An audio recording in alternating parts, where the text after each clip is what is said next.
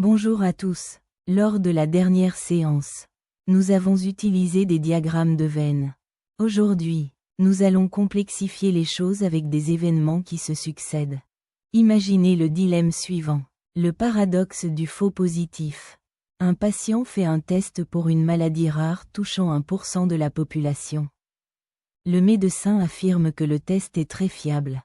Si on est malade, le test est positif à 95%. Et si on n'est pas malade, le test est bien négatif à 90%. Le verdict tombe pour notre patient.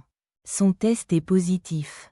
Paniqué, il demande au médecin s'il a de fortes chances d'être malade.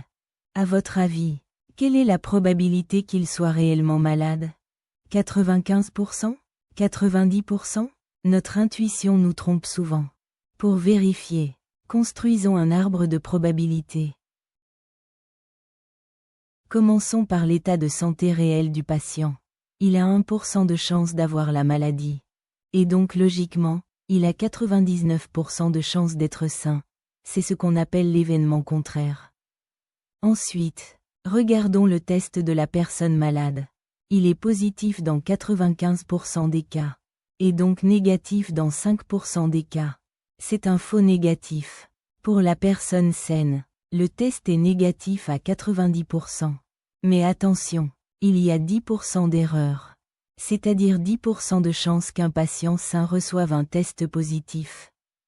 C'est le fameux faux positif. Définissons les règles de l'arbre. Règle numéro 1.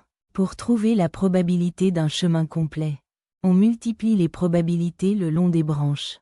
Par exemple, la probabilité d'être malade et d'avoir un test positif est de 0,01 fois 0,95. Soit 0,0095. Règle numéro 2. Pour trouver la probabilité d'un résultat final, on additionne les probabilités de tous les chemins qui y mènent.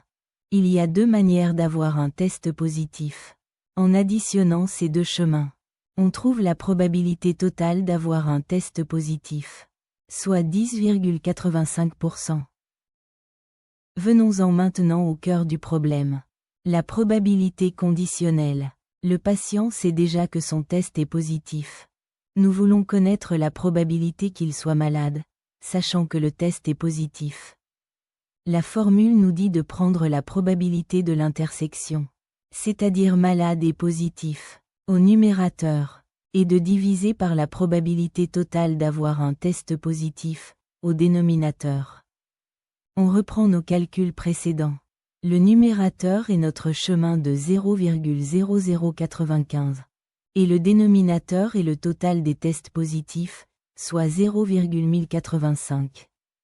Le résultat est stupéfiant. Le patient n'a que 8,75% de chance d'être malade. L'intuition de départ était fausse car la maladie est très rare. Le nombre de faux positifs sur les personnes saines submerge les vrais positifs. Terminons avec un problème d'évaluation formelle plus complet.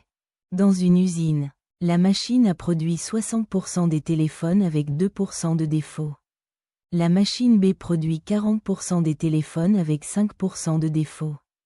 Calculez la probabilité totale d'avoir un téléphone défectueux, puis la probabilité conditionnelle qu'il provienne de B. Pour résoudre ce problème, construisons d'abord l'arbre de probabilité complet. Question 1. La probabilité totale d'avoir un téléphone défectueux. Il faut appliquer la règle d'addition sur les deux chemins menant à un défaut.